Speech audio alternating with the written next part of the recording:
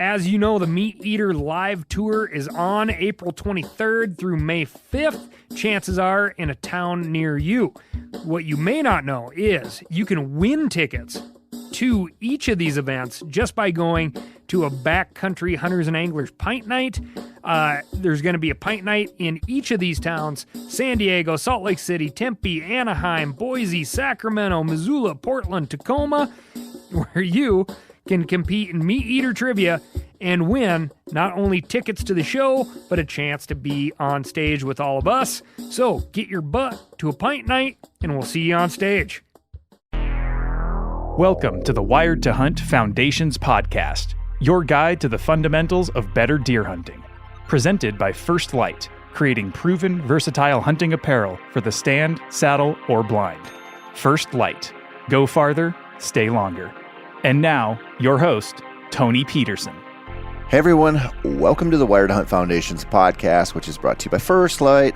I'm your host, Tony Peterson, and today's episode is all about individual bucks and why when we generalize too much about deer behavior, we often miss out on our best chances to tag out.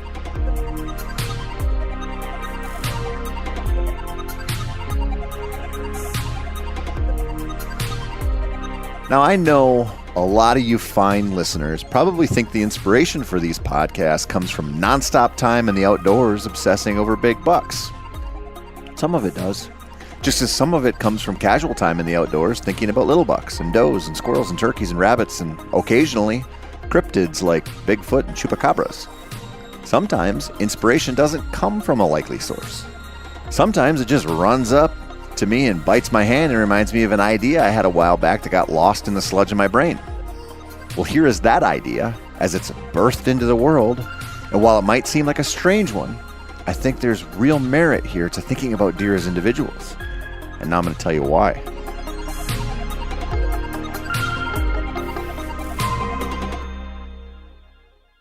Our history with canines is pretty incredible. Just like with the timeline for when modern humans made it all over the world, the timeline for us and our four-legged pals keeps getting pushed back further and further through new discoveries. Not long ago, it was believed that we co-evolved with dogs in the last 15,000 or so years, but that is now more like 20 to 40,000 years. Much of the early years, when we coaxed wolves or other wild canids from the darkness to trust us for some calories in exchange for a little protection from the big and scary stuff out there, it is thought that the relationship was, purely transactional. In other words, we give you some food, little doggy, or we let you dig through the scraps and chomp on some charred bones. In exchange, you can stay with us as long as you growl or bark when danger gets too close. Seems simple, right? Well, eventually we started to grow crops and learn a little about animal husbandry. And dogs wormed their way into our lives through new roles. We selected certain dogs for certain traits, even tail wagging according to recent studies, and now we have a whole slew of different breeds to choose from. We tend to look at this coevolution as something that was mostly beneficial to us and that we were in control. Now, it wasn't until relatively recently that we had it so good as a society that we could call our dogs fur babies, which, if I'm being honest, is a term that makes me want to hit myself in the face with a brick so I might forget that it exists. But the fur baby movement has been around longer, or it's been in the making longer than we might think, at least according to a recent archaeological find in Sweden, which has been carbon dated to about 8,400 years ago.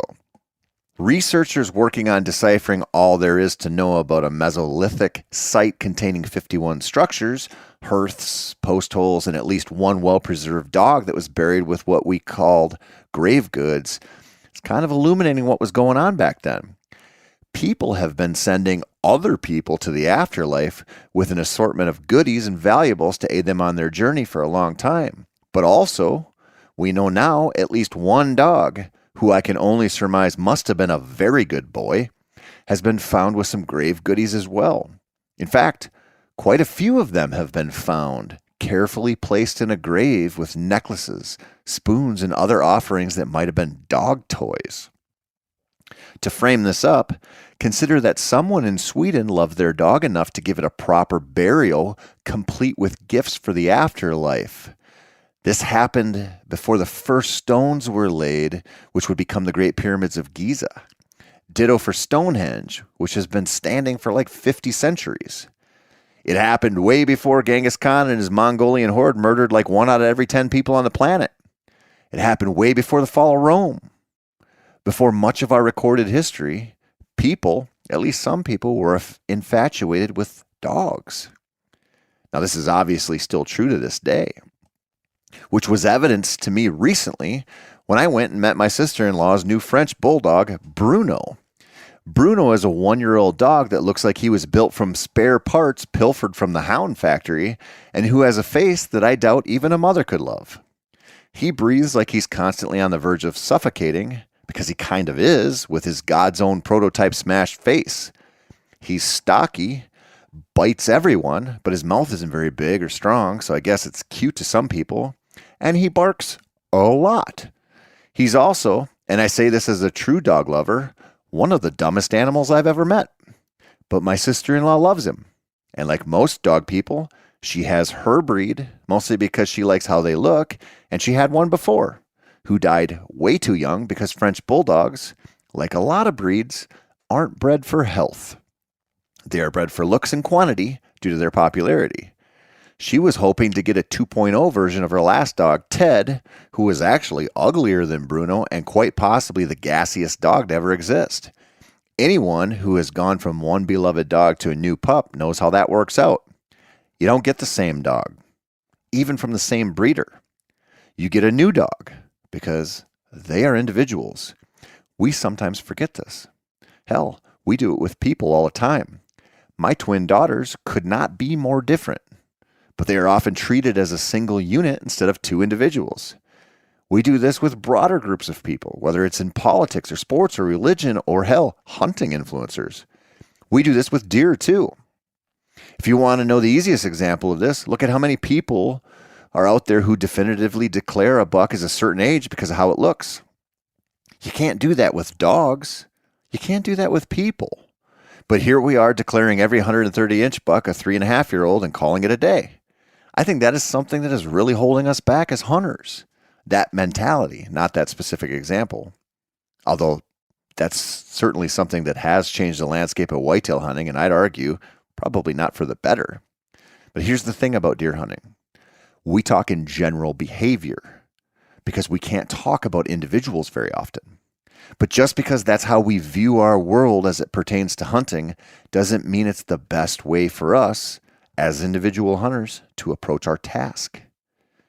Let's take a simple example. In many places with a long deer hunting tradition, the deer will generally look up in trees for danger. The more pressure from tree stand hunters, the more likely they are to look up into the trees to see somebody bad up there. It's pretty simple. If you hunt out east, pretty easy to get busted, even if you're 20 feet up. Out west, in some of those river bottoms that snake their way through the prairies, you might not ever get picked off. Those deer just aren't as used to predators waiting in the cottonwoods to send sharp sticks through their lungs. Now, you smart listeners might be thinking, well, you're not really talking about individuals here. You're talking about generalities between deer of different regions. And you're right, you got me. So I'll take it a step further. If you hunt good private land, you might not have to worry about deer looking up too much no matter where it's located. Yet if you drive down the road and hunt the same way on public land, you might have a vastly different experience. This is one of the reasons I have no problem shooting small bucks or does on public land a lot of the times. Sometimes I need easier deer to kill, and those deer tend to be easier to find and kill than big bucks, especially when the pressure is intense.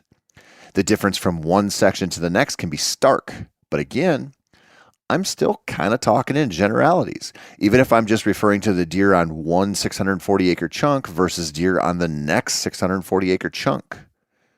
But tucked into those spots are deer that are individuals, just like the two labs laying at my feet right now. Even though they are both black labs, both have awesome bloodlines, and both are female, they're vastly different in their personalities, size, just like deer.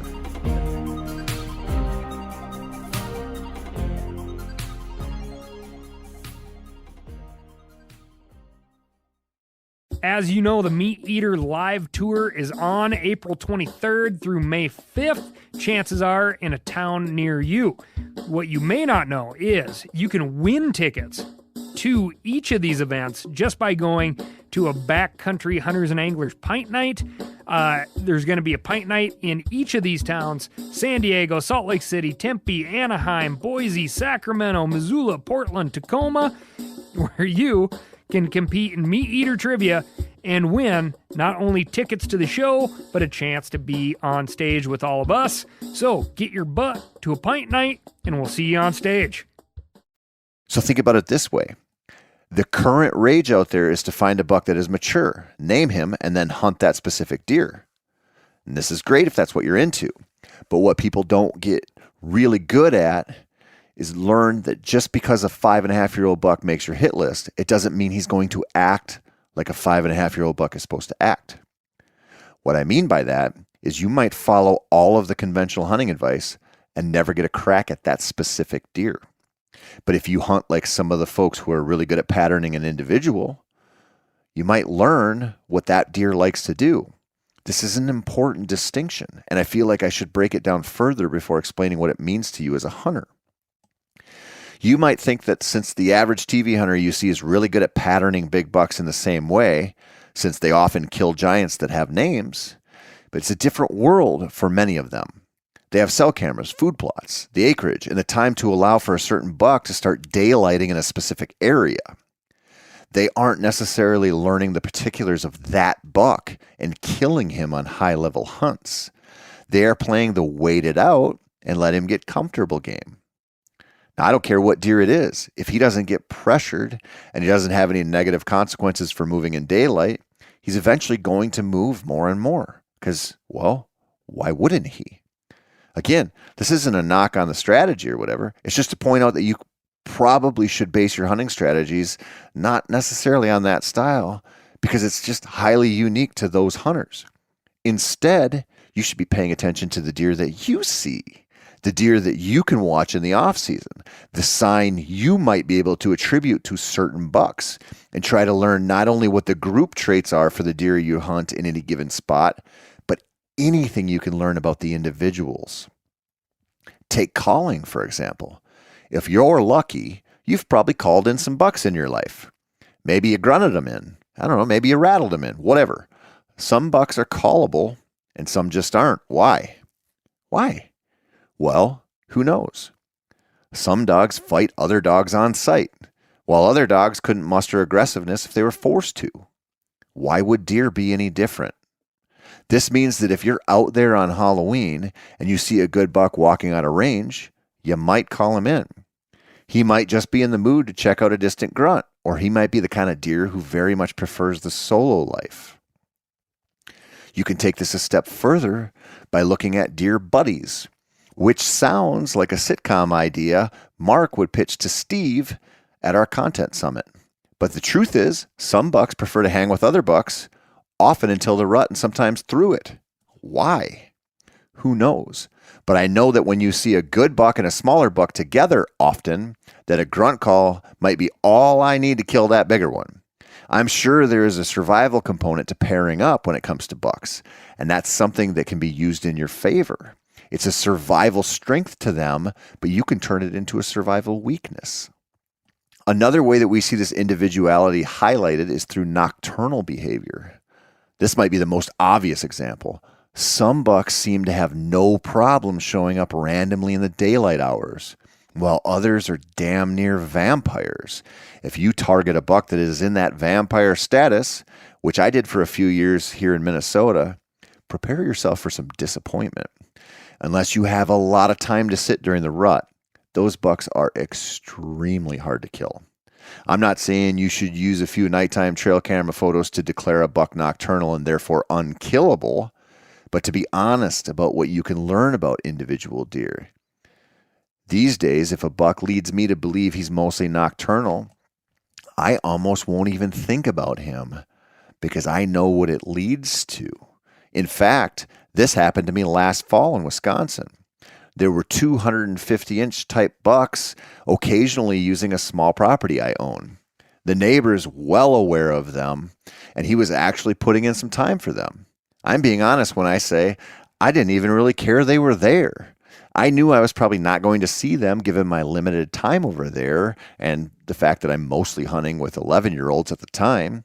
So I didn't let those deer factor into my decisions a whole lot. Maybe that's defeatist. But I hunt for fun mostly, and it's not fun for me to target a deer that I consider to be generally a ghost.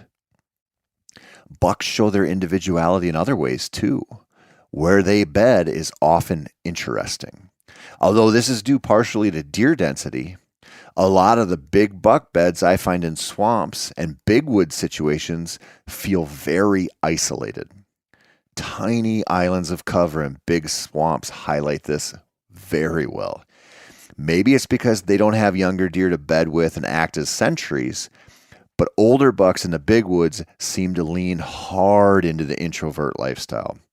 When I've hunted high density areas like Iowa, it seems like they either don't seek that level of isolation or simply just can't find it.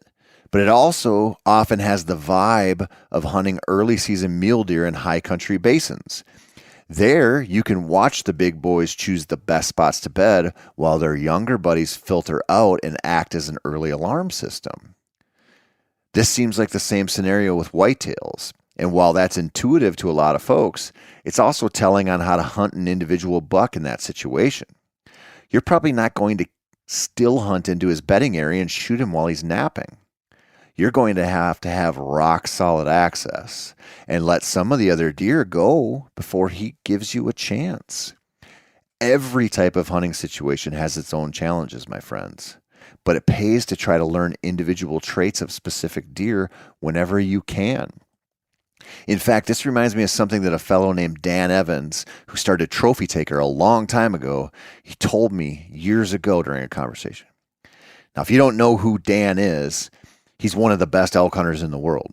He targets huge old bulls, and he's probably killed more 400 class animals than anyone, especially considering he's often hunting units that you and I could draw. When I asked him what his secret was, he said that the monster bulls are often total loners. He said they often don't even participate in the rut in a meaningful way.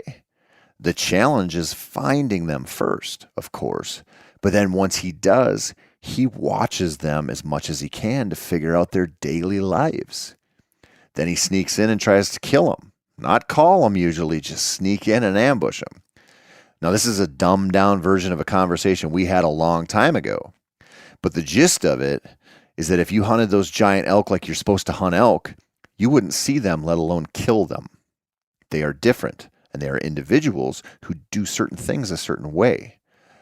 Deer do this too, and it's not just bucks. If you're in a low deer density area, or just think that the rut is your best bet wherever you hunt, paying attention to the does is a huge benefit to your buck hunting strategy. Does can be predictable, even on public land. That's an advantage that I cannot overstate.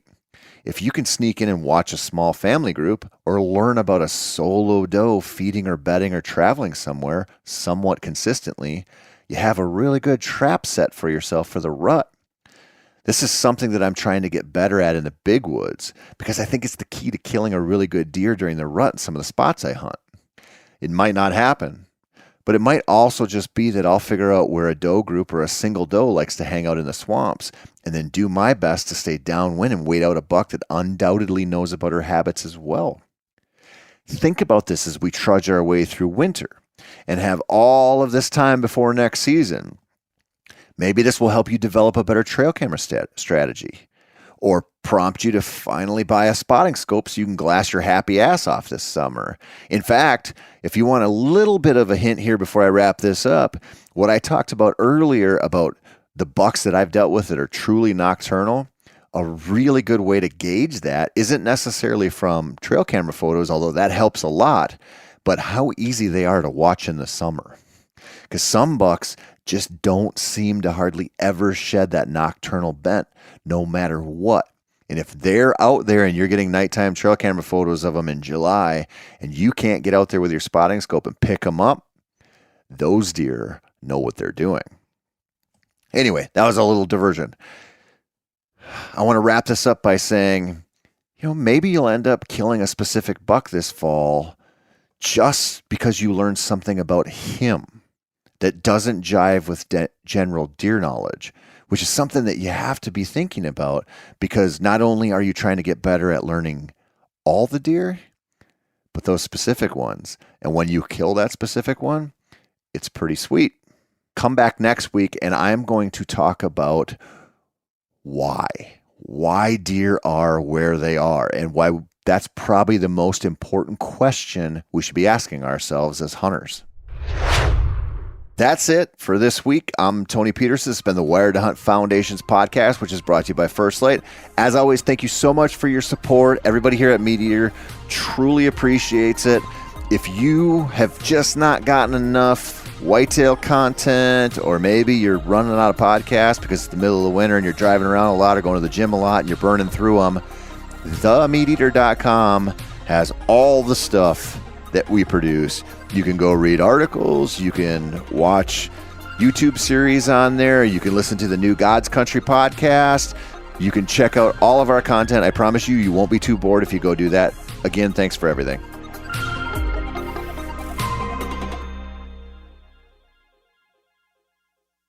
As you know, the Meat Eater live tour is on April 23rd through May 5th. Chances are in a town near you.